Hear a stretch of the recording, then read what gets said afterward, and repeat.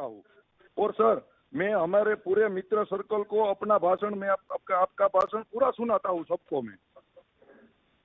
और आज जितना ध्यान आप हमारा रखते हैं उतना कम ही नेता होंगे को अपने कार्यकर्ताओं के ध्यान देते होंगे।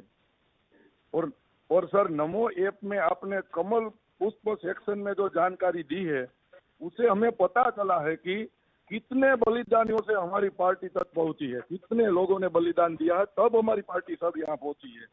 सर, जो इतिहास के रचिता है उनको इतिहास की जानकारी जरूरी है, हमारी जीवन बदलने में उनका बहुत बड़ा योगदान है। सर, अल्पेश जी, आपने कमल पुष्प की बात कही और सभी पन्ना प्रमुख मेरी बात सुन रहे हैं, तो मैं जरूर इस विषय पे थोड़ा विस्तार से बताना चाहता हूं।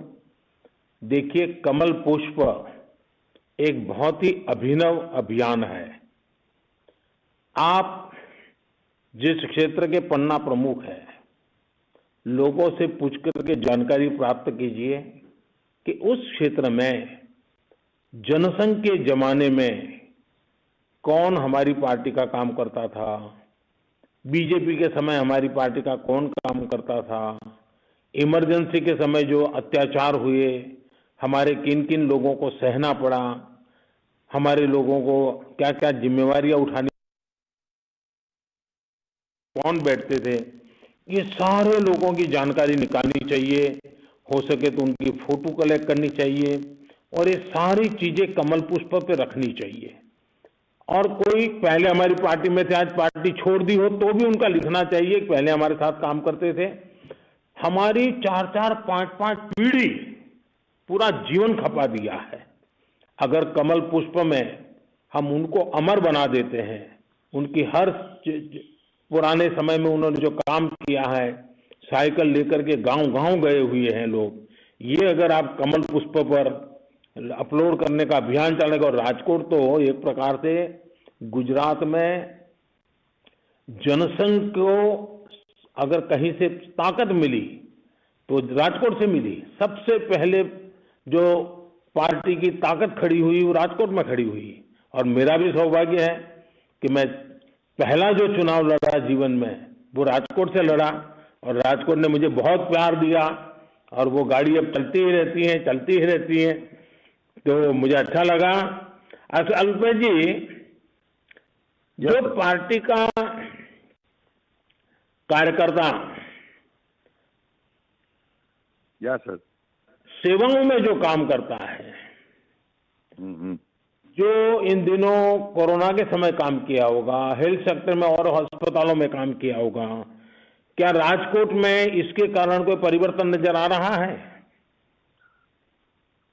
प्रधानमंत्री जी, राजकोट में तो स्वास्थ्य सेवा सुधर रही है और पूरे गुजरात में स्वास्थ्य सेवा सुधर रही है। Chairperson has left the conference. The person has joined the conference now. Hello, Alpesh ji? हाँ, कट गया था। तब पिछले 2 दशकों में जैसे मेडिकल इंफ्रास्ट्रक्चर गुजरात में तैयार हुआ है, उसकी वजह से हम कोरोना की चुनौती में बेहतर तरीके से निपट पा रहे हैं। और सर, राजकोट सभी राजकोट वासी और गुजराती से मैं आपका आभारी हूँ कि आपने एम्स हमारे राजकोट में दिया है सर। और इसी वजह से जो कितनी बीमारी ऐसी थी उसको निपटने के लिए हमको बॉम्बे जाना पड़ता था, तो दिल्ली किसी को जाना पड़ता था, अब कहाँ किसी को जाने की जरूरत नहीं पड़ेगी। सभी बीमारियों का इलाज हमारे राजकोट में एम्स में मिल जाएगा सर। और सर, 30 से ज्यादा मेडिकल कॉलेज दी है आपने।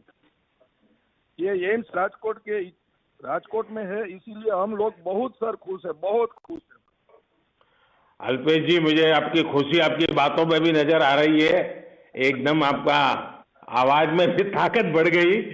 अल्पेश जी, भारत आज हेल्थ सिस्टम को लेकर बड़े परिवर्तन की ओर बढ़ रहा है।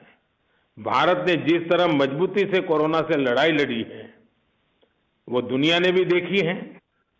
आज चाहे मास इम्यूनाइजेशन हो या फिर इससे जुड़ी टेक्नोलॉजी, सबकी निगाहें भारत की तरफ देख रही हैं। इस पूरे हेल्थ सिस्टम को आगे बढ़ाने में, लोगों तक पहुंचाने में आप जैसे अनेक कार्यकर्ताओं का भी योगदान है। आयुष्मान भारत के तहत लाभार्थियों तक योजना को पहुंचाना हो या फिर कोरोना में लोगों को वैक्सीन बूथ तक ले जाना, आप जैसे हजारों कार्यकर्ताओं ने देश के हर कोने में काम किया। उसी प्रकार से सेवा ही संगठन के समय भी, कोरोना के समय हमारे कार्यकर्ता घर में रहने के बजाय कोई गरीब भूखा न सो जाए, किसी को असुविधा ना हो, दवाई चाहिए उसको दवा पहुंचाई, अनेक प्रकार के काम किए हैं। तो मैं इस मौके पर आप सबको बहुत बहुत बधाई देता हूं। राजकोट के सभी लोगों को हमारी याद दे देना, मुझे अच्छा लगा।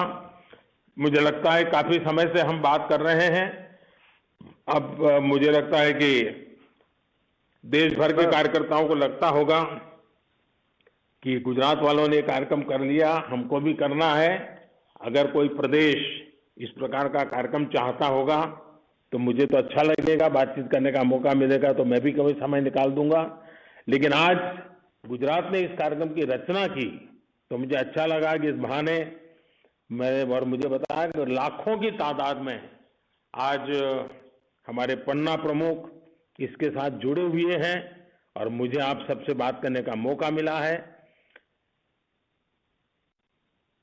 अपने कार्यकर्ताओं से जब बात करते हैं तो जो एक संतोष मिलता है, एक जो अपनापन महसूस होता है, उसका मैं आनंद जो है ना वो शब्दों में नहीं वर्णन कर सकता हूं। वैसे तो मैं आमतौर पर पार्टी की कोई भी मीटिंग हो तो एक डिसिप्लिन कार्यकर्ता ग्रुप में जरूर पहुंचता हूं, बातचीत भी करता हूं और स्वाभाविक है कि मुझे कार्यकर्ताओं से ग्रासरूट लेवल की सही जानकारियां मिलती हैं और वही एक मेरी सबसे बड़ी ताकत है कि मुझे हिंदुस्तान के हर कोने से सही जानकारियां आपके सबके माध्यम से मिलती रहती हैं। और मैं ये भी देख रहा हूं कि ऐसे कुछ प्रदेश हैं जहां बीजेपी को उतना समर्थन नहीं है, लेकिन हमारे कार्यकर्ता डटे रहते हैं। कितने ही चुनाव हार जाए लेकिन वो सेवा करने का काम छोड़ते नहीं है। ये अपने आप में बहुत बड़ी बात है। साथियों, आपको मालूम है कि भारतीय जनता पार्टी हर वर्ष इस समय एक माइक्रो डोनेशन का कार्यक्रम करती है। इन दिनों भी माइक्रो डोनेशन का कार्यक्रम चल रहा है। नमो ऐप पर जाकर के आप माइक्रो डोनेशन यानी सूक्ष्म दान, 5 रुपया, 10 रुपया, 15 रुपया, 20 रुपया, जो भी जिसकी मर्जी, इसका एक अभियान चल रहा है। क्योंकि हमें संगठन की शक्ति को हम हमेशा महत्व देते हैं। मैं सभी पन्ना प्रमुख से आग्रह करूंगा कि इस माइक्रो डोनेशन के कार्यक्रम में आपके पन्ने पर जितने नाम है, ज्यादा से ज्यादा लोगों को बढ़ चढ़ करके इसमें हिस्सा लेना चाहिए। भले सिर्फ 5 रुपया दें, लेकिन लोगों का जुड़ना ये अपने आप में बहुत बड़ी बात है। तो मैं चाहूंगा कि आप इसको करेंगे।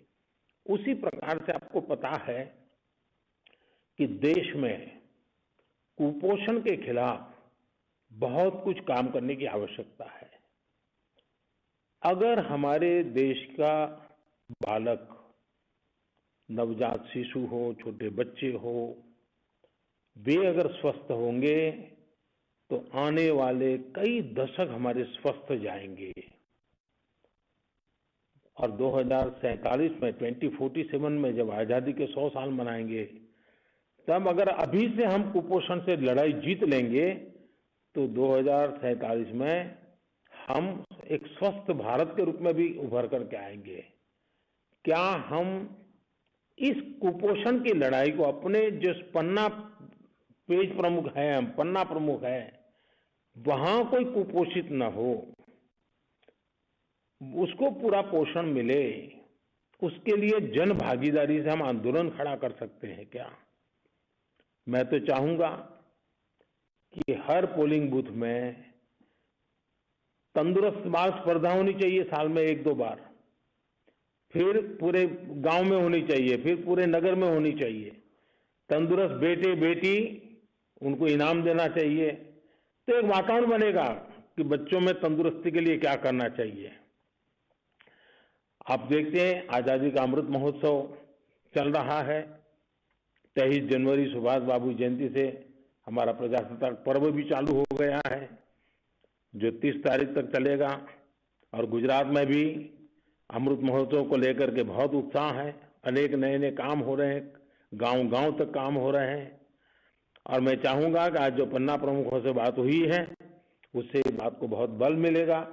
तो 2-3 बातें मैंने आज आपसे कही हैं कि एक, आप जिस पन्ने के प्रमुख है, उस पन्ने पर जितने नाम हैं, उन परिवारों के साथ आपका निकट संबंध होना चाहिए।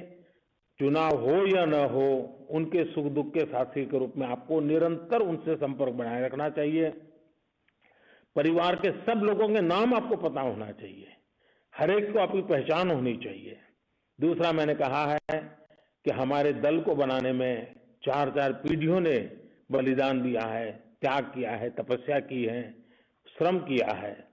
उन सबको कमल पुष्प पे उनका नाम अंकित हो जाए, उनके जीवन की घटनाएं अंकित हो जाए, जो आने वाली पीढ़ियों को प्रेरणा देती रहेगी। माइक्रो डोनेशन की मैंने बात कही है। हर पन्ना प्रमुख इनिशिएटिव लें और माइक्रो डोनेशन का एक अभियान चलाएं। भले 5 रुपया दे, हमें अधिकतम लोगों की भागीदारी चाहिए। हमें धन अधिक चाहिए ऐसा नहीं है, लेकिन अधिकतम लोगों की भागीदारी चाहिए। और मैंने एक बात कही है, वो है कुपोषण के खिलाफ लड़ाई। हमारे जिस पन्ने के हम प्रमुख हैं, वहां कोई कुपोषित बच्चा नहीं होना चाहिए। कैसे भी करके हमने उनकी चिंता करनी है। अगर ये हम समाज के मानवता के काम करते रहेंगे, हमको जनता जनार्दन के आशीर्वाद मिलते रहेंगे। मुझे खुशी हुई कि आज कार्यक्रम तो गुजरात के लोगों ने बनाया था, तो मेरी ज्यादातर बातें गुजरात सेंट्रिक रही है।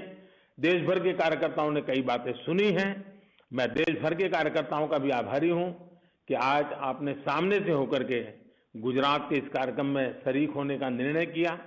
और मुझे भी लगा कि आप हिंदी में बातें करूं ताकि आपसे भी संवाद हो जाए। मैं फिर एक बार गुजरात के मुख्यमंत्री श्रीमान भूपेंद्र भाई पटेल का, वहां के प्रदेश अध्यक्ष, संसद में मेरे साथी श्रीमान CR पाटिल जी का सबका हृदय से अभिनंदन करता हूं इस इनोवेटिव कार्यक्रम के लिए। पन्ना प्रमुखों से मुझे मुलाकात करवाने के लिए बहुत बहुत धन्यवाद, बहुत बहुत शुभकामनाएं।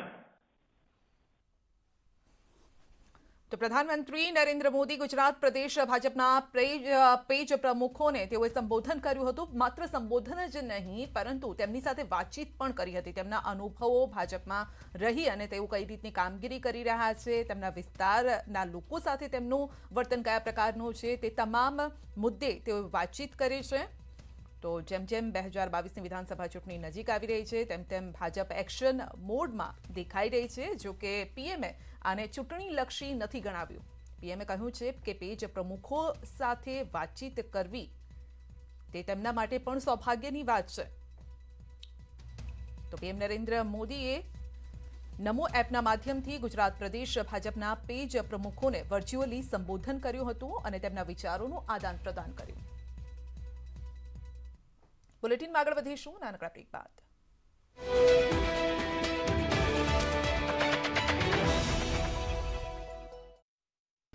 ભાવનગર મહાનગરપાલિકાએ 12 લાખના ખર્ચે